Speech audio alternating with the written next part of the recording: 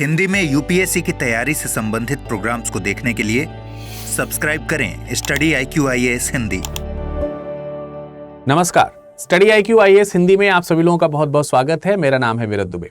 दोस्तों, आप सब में से बहुत सारे लोगों के मन में विचार आता होगा कि आखिर हमें यूपीएससी सीएससी की प्रिपरेशन कब शुरू करनी चाहिए। यूपीएससी सीएससी यानी कि यूपीएससी के द्वारा सिविल सर्विसेज एग्जामिनेशन की तैयारी, मतलब आप IAS, IPS, IFS जैसे पदों पर अगर आप अपने आप को बैठे हुए देखना चाहते हैं तो आपको इसकी तैयारी कब से शुरू करनी चाहिए। देखिए, इसका उत्तर कोई सीधा और सटीक नहीं है। थोड़ा आपको समझना पड़ेगा कि ये प्रश्न किन के लिए है और कौन, क्या इसका उत्तर हो सकता है और किस दिशा में हमें इसके बारे में सोचना चाहिए। तो सबसे पहले तो आप ध्यान रखें कि ये मैं इस चीज़ को लेकर के नहीं बोल रहा हूं कि भाई जैसे आप लोगों को शायद मालूम होगा, मेरी ये अपेक्षा है आप लोगों से कि आप जानते होंगे कि सामान्य वर्ग के जो स्टूडेंट होते हैं उनके लिए ये 6 अटेम्प्ट यानी कि 6 बार आप ये एग्जाम दे सकते हैं। 6 अटेम्प्ट, 6 अटेम्प्ट जो है वो मैक्सिमम मिलते हैं आपको, और अधिकतम आप 32 वर्ष की उम्र तक जो है प्रयास कर सकते हैं, सामान्य वर्ग की अगर हम बात कर रहे हैं तो इनमें सबसे बेस्ट टाइम क्या होगा? इसमें सबसे बेस्ट टाइम क्या होगा कि जब आप स्टार्ट कर सकें, है ना। और देखो, ये तैयारी की जो मिनिमम एज है वो तो सभी के लिए बराबर ही है, लेकिन मैक्सिमम एज एज पर कैटेगरी सबके लिए अलग अलग है। तो अब यहां पर दूसरी चीज जो आपको ध्यान रखनी है वो क्या है? दूसरी चीज जो ध्यान रखनी है वो ये है कि जो यूपीएससी की तैयारी है इसमें आपको कितना समय तकरीबन सामान्य स्थिति की बात करें, देखो सबके लिए थोड़ा अलग अलग हो सकता है कि भाई किसका IQ लेवल कैसा है, किसका पढ़ाई में रुझान कैसा रहा है ना। तो वो उसके आधार पर वैरी कर सकता है, लेकिन एक सामान्य स्थिति की बात करें तो सामान्यतः अगर हम देखें तो इसकी तैयारी में 18 माह का लगभग का समय लगता है। 18 महीने का मतलब हो गया बेटा 1.5 साल, है ना। 18 माह का मतलब हो गया 1.5 साल का समय तकरीबन लग रहा है केवल तैयारी करने में। उसका रीजन ये है कि भाई प्रारंभिक परीक्षा है, ठीक है, मुख्य परीक्षा में जो लिखित वाला भाग है, ठीक है, इसके लिए आपको प्रिपरेशन करना है। अब इसमें जो है आपके 2 पेपर हैं, GS पेपर 1 है इसमें, और इसमें GS पेपर 2 भी है जिसको CSAT कहते हैं। और इसमें आपको कुल मिलाकर के 9 प्रश्न पत्र हैं जिनके लिए आपको तैयारी करनी है। तो अगर हम टोटल मिलाकर के यहां से यहां तक देखें तो 9 और 2 11 पेपर्स हैं जिसके लिए आपको प्रिपेयर करना है। और एक काफी बड़ा कह सकते हैं कि सिलेबस इसका है, बड़ा है, लेकिन ऐसा कुछ नहीं कि आप तैयार नहीं कर सकते, या फिर ऐसा कुछ नहीं कि आप घबरा जाएं। स्ट्रेटेजिकली तैयार करेंगे तो आपको तैयारी करने का, लेकिन हाँ ये है कि भाई इसमें समय लगता है। इतने पेपर आपको तैयारी करनी है तो समय लगेगा, तो वही समय आपका तकरीबन 1.5 साल का यहां पर लग रहा है। तो जब हमारे पास ये प्रश्न है कि हम तैयारी कब शुरू करें, तो उसमें सबसे पहला जो उत्तर आपके दिमाग में आना चाहिए कि आप किस वर्ष आप जो है प्रारंभिक परीक्षा में बैठने वाले हैं, में उपस्थित होने वाले हैं, यानी कब आप जो है प्रीलिम्स का एग्जाम देंगे, किस वर्ष देंगे। जैसे किसी ने कहा कि सर हमको 2028 का पेपर देना है, तो 2028 के पेपर देने का मतलब ये हो गया कि इससे 1 साल पहले 2027, इससे आधे साल पहले 2026 का मिड। तो अभी चल रहा है 2025, तो क्या ऐसे लोग 2025 से तैयारी ना शुरू करें या फिर शुरू कर दें? या फिर अगर किसी को 2027 का एग्जाम देना है तो वो क्या करे, या किसी को 2029 का एग्जाम देना है तो वो क्या करे? तो इस तरीके से हमको ध्यान रखना है कि हम प्रारंभिक परीक्षा में कब बैठने वाले हैं के आधार पर कम से कम, ये मैं कम से कम लिख रहा हूं, कम से कम लगभग जो है अगर आप देखेंगे तो 18 माह का समय लग जाएगा। तो इसलिए आप अगर अब जैसे मान लेते हैं किसी का टारगेट 2026 है तो वो भी अभी तैयारी शुरू कर सकता है, लेकिन डेफिनेटली उसे ये पता होना चाहिए कि भाई हम शेष बचे हुए समय में कर लेंगे। माने 18 महीने का समय के हिसाब से अगर देखें तो अब अगर हमारे पास 10 महीने बचा हो तो क्या हम 18 महीने की तैयारी 10 महीने में कर सकते हैं? अगर आपके मन का उत्तर आ रहा है, आपके सामर्थ्य का उत्तर आ रहा है यस हम कर लेंगे 18 महीने की तैयारी 10 महीने में, तो फिर आप 2026 का भी अटेम्प्ट दे सकते हैं।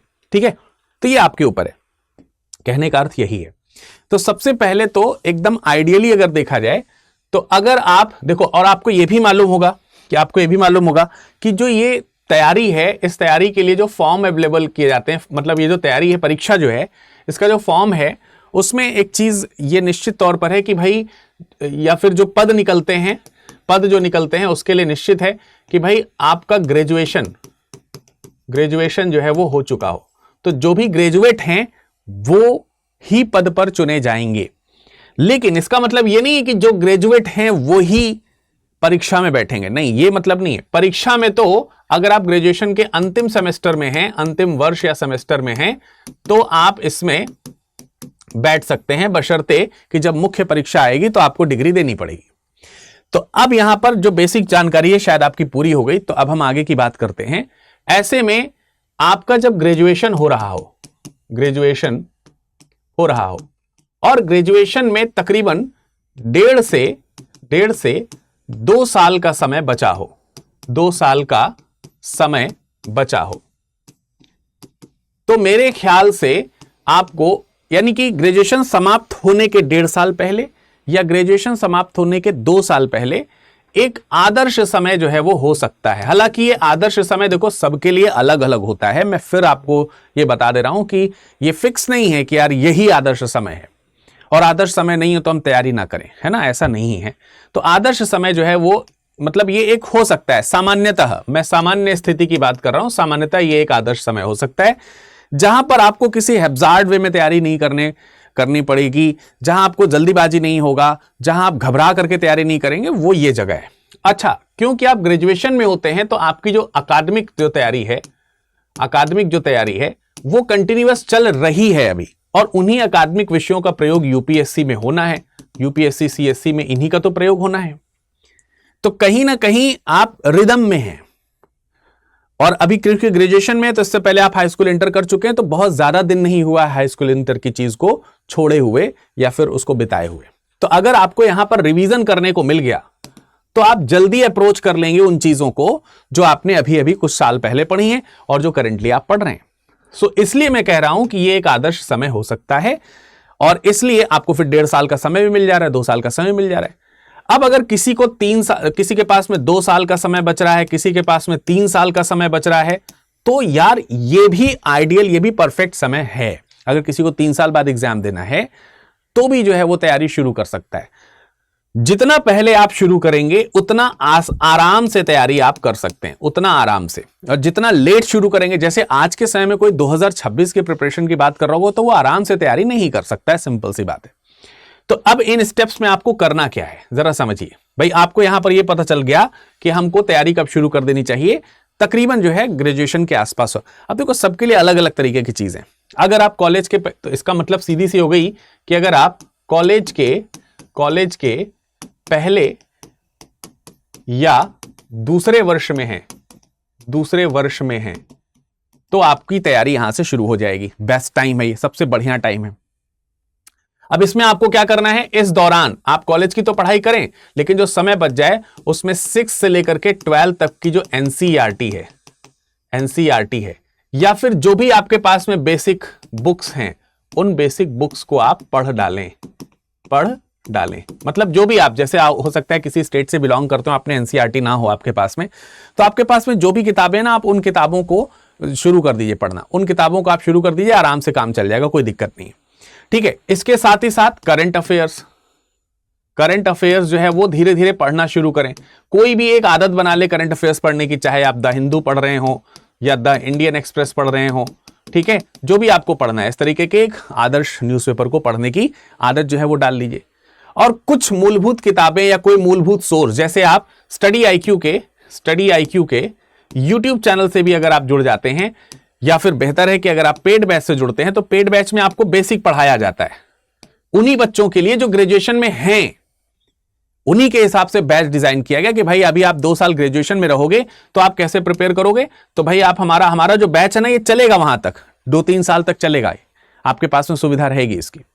तो आपको इसमें पहले बेसिक बताया जाएगा, ठीक है, आपको इसमें करंट अफेयर्स डेली बेसिस पे मिलेगा, आपको इसमें प्रैक्टिस करने के लिए चीजें मिलेंगी। तो इधर धीरे धीरे ग्रेजुएशन भी हो रहा है और इधर धीरे धीरे आपका जो बेस है वो भी मजबूत होता जा रहा है। जैसे ही आपका ग्रेजुएशन कंप्लीट हुआ, आपने जो यहां पर एडवांस की चीजें पढ़ी हुई हैं, वो एडवांस की चीजों को रिवाइज करिए, फटाफट टेस्ट में आइए और फिर देखिए 1 या 2 अटेम्प्ट में आपका जो है वो सिलेक्शन होना शुरू हो जाएगा। तो ये करना पड़ेगा, क्योंकि जो पूरा का पूरा सिलेबस है उसको कवर करने में ही आपको तकरीबन 12 महीने का समय लग जाता है, और फिर उसके बाद तकरीबन 6 माह का समय रिवीजन में। तो आपके पास में तो यार बहुत समय है, आराम से करो, आराम से आंसर राइटर, आराम से जो है जो मॉक टेस्ट है वो सब आप लगा सकते हैं। प्रॉब्लम आती है जो प्रोफेशनल्स होते हैं, जैसे अगर आप वर्किंग प्रोफेशनल हैं, तो वर्किंग प्रोफेशनल्स जो हैं उनके लिए थोड़ा सा चैलेंज होता है। कैसा चैलेंज होता है कि भाई उनके पास समय कम होता है। तो आपको एक प्रॉपर जो है वो क्या बनाना चाहिए, आपको एक प्रॉपर शेड्यूल बनाना चाहिए। आप क्या बनाएं बेटे, एक प्रॉपर शेड्यूल बनाएं, क्योंकि आपके लिए बहुत जरूरी है। और इसमें आपको यह मालूम है कि प्रोफेशनल जो हम काम कर रहे हैं उसमें कितना समय जाता है, 8 घंटे 10 घंटे जो भी समय जा रहा है, उसके बाद शेष बचे हुए चीज का आपकी शेड्यूलिंग करनी जरूरी है। तो अगर आपके पास में आगे 2 साल का समय है, आपके पास आगे 3 साल का समय है, तो आप डेली बेसिस पे शेड्यूल में 3 से 4 घंटे का समय क्या कर सकते हैं, निकाल सकते हैं। इतना ही जरूरी है बस। ग्रेजुएशन जाने वाले बच्चे भी इतना ही पढ़ेंगे, 4-5 घंटे भी अगर डेली पढ़ेंगे तो हो जाएगा काम। टाइम टेबल आप सेट कर लें अपना, और ऐसा टाइम टेबल सेट करें जो मानवीय हो, गैर मानवीय नहीं कि इतने बजे, एकदम ऐसा नहीं करना चाहिए। टेस्ट सीरीज, कोर्सेज इत्यादि से आप जुड़ जाएंगे तो आपका समय वेस्ट नहीं होगा। वर्किंग प्रोफेशनल्स के तो बहुत जरूरी है कि वो गाइडेंस में रहें। गाइडेंस में रहने से उससे फायदा क्या होगा कि समय व्यर्थ नहीं होगा। उनके पास समय ही तो नहीं है, तो यहां पर समय व्यर्थ नहीं होगा। इसलिए मैं सजेस्ट करता हूं कि अगर आप किसी कोर्स से जुड़ जाएंगे तो बेहतर रहेगा इनके लिए, खास तौर से तो आपका टाइम वेस्ट नहीं होगा।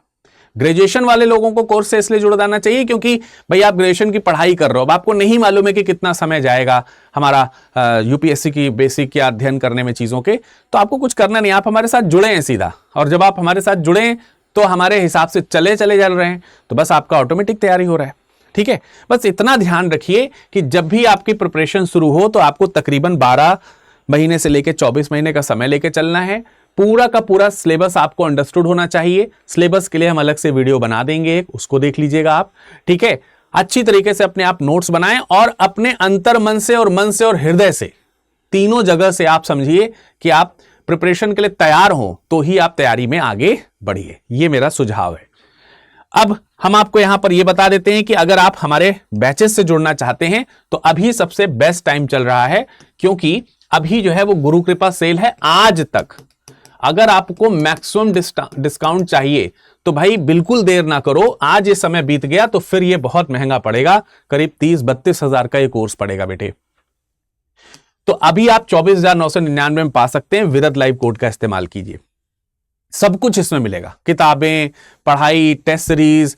ठीक है, आपको हमसे पर्सनल बात करनी होगी तो उसके लिए भी अगर आप विरत लाइव कोड लगाए हैं तो आप हमसे हमेशा जुड़ सकते हैं। आगे 2-3 साल तक हमेशा जुड़े रहेंगे इस बैच के साथ, अगर जब तक आप रहेंगे तो कोई दिक्कत ही नहीं है। आप हमारे साथ पर्सनल मेंटोर पा सकते हैं, यहां पर मेंटरशिप पा सकते हैं, मेरे गाइडेंस में रह सकते हैं, लेकिन उसके लिए विरत लाइव कोड जरूरी है। अब होगा क्या कि जब आप एडमिशन लेंगे तो आपको हमारी तरफ से सहायता प्रदान की जाएगी, जैसे हमारी कंपनी की तरफ से सहायता प्रदान की जाएगी। आपके पास में कॉल आ जाएगा, आप उनसे बात करें और बात के दौरान 2 चीजें स्मरण रखें। एक बात ये बताएं कि हमें विरत सर ने यहां पर भेजा है, मैं विरत सर के साथ जुड़ना चाहता हूं या जुड़ना चाहती हूं, ये जरूर बताएं, इससे आपको बहुत अच्छे से सहायता मिलेगी। दूसरी चीज जो आपको यहां पर बतानी है कि आप उनसे जरूर रिक्वेस्ट करें एक बार कि हम एडमिशन लेने से पहले विरत सर से बात करना चाहते हैं, तो तुरंत इस चीज को करें जरूर कि हम विरत सर से बात करना चाहते हैं। तो जब तक आप मुझसे बात ना कर लें, तो संतुष्ट ना हो जाए, तो फिर आप चाहें तो आप मतलब जब हमसे संतुष्ट हो जाए तो आप एक कदम आगे बढ़ाइए। ठीक है, अब इससे क्या इंश्योर होगा, 2 चीजें, एक तो आप हमारे साथ जुड़ जाएंगे, दूसरा आपको हमारे आगे मेंटरशिप मिलेगी। बाकी सारी चीजें स्टडी IQ आपको प्रोवाइड करा ही रहा है, क्लासेस आपको मिलेंगी, ठीक है, मॉक टेस्ट मिलेंगे, बुक मिलेगी, टेस्ट सीरीज मिलेगी, गाइडेंस जो है वो जो रिटायर्ड IAS वगैरह हैं सब लोगों की गाइडेंस आप लोगों को मिलेगी, बहुत बेहतरीन तरीके से क्लास चलेगी। मतलब आप समझिए कि 1 स्टॉप सोल्यूशन है। एक बार आप इसमें जुड़े तो फिर आपको एक्स्ट्रा कुछ नहीं करना है, बाहर की दुनिया को देखने की जरूरत नहीं है, सीधा आप यहां से तैयारी कीजिए, जो आपको इंस्ट्रक्शंस दिए जा रहे हैं उन इंस्ट्रक्शंस को फॉलो कीजिए। ठीक है, तो आपके सारे काम यहां पर हो जाएंगे। ठीक है, तो इस चीज का उपयोग करें, विरत लाइव कोड का इस्तेमाल करें। आपका बैच शुरू होने वाला है, इसमें मैं इतिहास पढ़ाने वाला हूं। धन्यवाद। स्टडी IQ IAS, आपका सिलेक्शन हमारा मिशन।